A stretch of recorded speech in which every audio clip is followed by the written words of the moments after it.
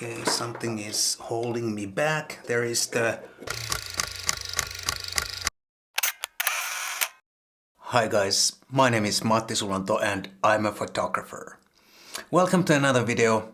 This is gonna be interesting because in this video we're going to find out what this particular very inexpensive Chinese lens is made of.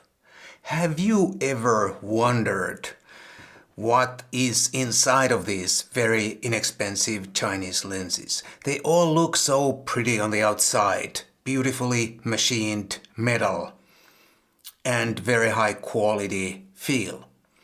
But what's inside? Is it all cheap plastic? Or can you right away see that it's a cheap product when you look inside? Or is it as high quality on the inside as it looks on the outside?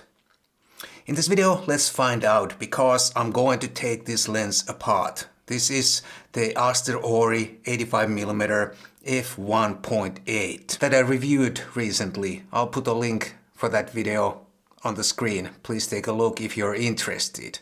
But now, let's take this lens apart. I'd like to remove the front element, but I don't think I have the right tools for it. Let's show it to the B cam. You can see that there is this huge locking ring and it has two tiny slots. I think you can see it right there, one of the slots, and there's another one on the other side. And I don't know if you can see it in the camera, it doesn't matter. I think I'd need a special tool for that, and I don't have that kind of a special tool. But the mount is attached with 4 Phillips head screws, and I'm gonna start from there. Let's unscrew these 4 screws.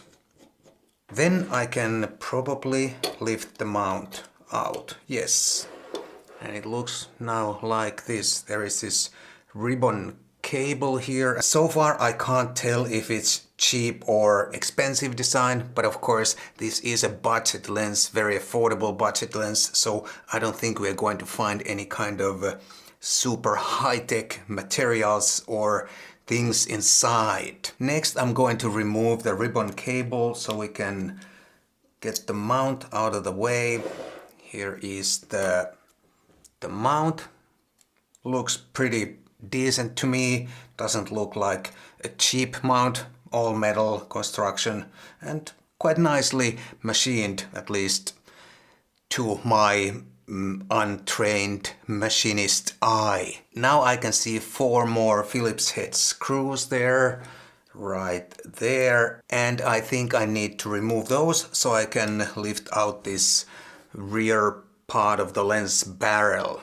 Okay, let's open up, oops, let's open up those screws, or unscrew these screws and see what we can find. Okay, all 4 screws are loose now. Whoa, that came off really easily. And this is the rear lens barrel. It appears it has some sort of, I don't know if there's some Teflon tape or something there, and it acts as a bearing for the manual focus ring that also comes off like so.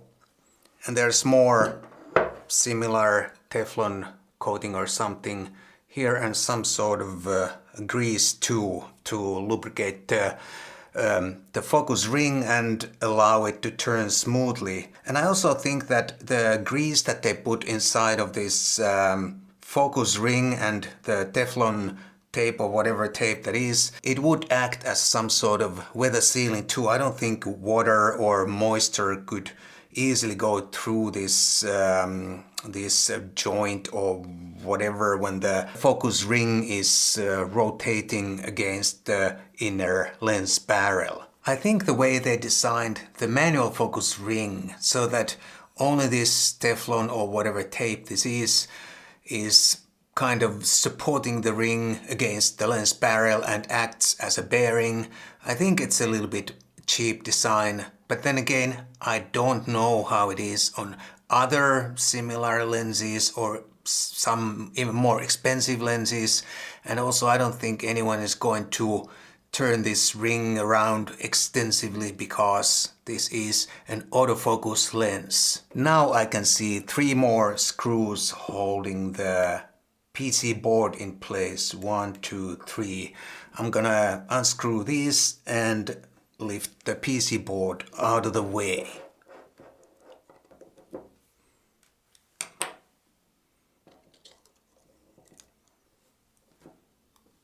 Now I can see 3 more screws here. 1, 2 and 3. I'm gonna remove these and then we can probably lift off the rear lens group. I can also see 5 more screws inside here, but I suspect it's better to remove these 3 screws first. Let's unscrew those and see what happens. And just like I suspected, I can lift off the rear lens group. Okay, something is holding me back. There is the focus element here. The focus group, only one lens in a very lightweight plastic frame or carrier, whatever you want to call this part. And then there are these sliders along which the focus group is moving like so. And I believe the focus motor is right here. It's turning the screw on the other side and the screw is moving this focus group, or this one lens that takes care of the focusing. Here we can see the aperture mechanism. I'm not sure if the blades are thin metal or plastic. I suspect they might be made of metal, and I think the stepper motor or another device that moves the blades, it's right here. I think it's a stepper motor similar to the focusing motor or similar type. This part here is plastic, but so far I don't think this looks like a super cheap lens on the inside. This is all metal, this inner lens barrel, and it looks like a very, actually quite sturdy construction to me. And I don't think any budget lens, this lens would cost $249 new. I don't think any budget lens would look any better. And I'm actually quite surprised how well made this looks. And of course we have to remember that this is quite a simple design. This is an 85mm with a maximum aperture of f1.8. Nothing very ambitious or nothing very special. Lenses like this have been around forever.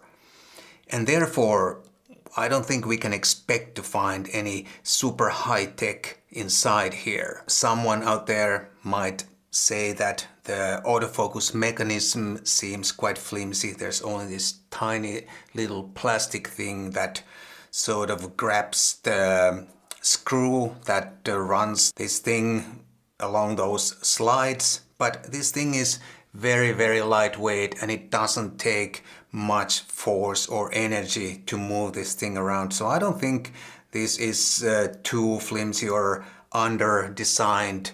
I don't think I can dismantle this lens much further. I could take the aperture mechanism apart, but I don't think it's necessary. I think we have already established that this lens is surprisingly well built, or looks surprisingly well built. It's not full of cheap plastic or plastic parts, and it looks, to me at least, surprisingly high quality considering how inexpensive this is. I wish I could remove the front element though, but I can't. It requires a special tool.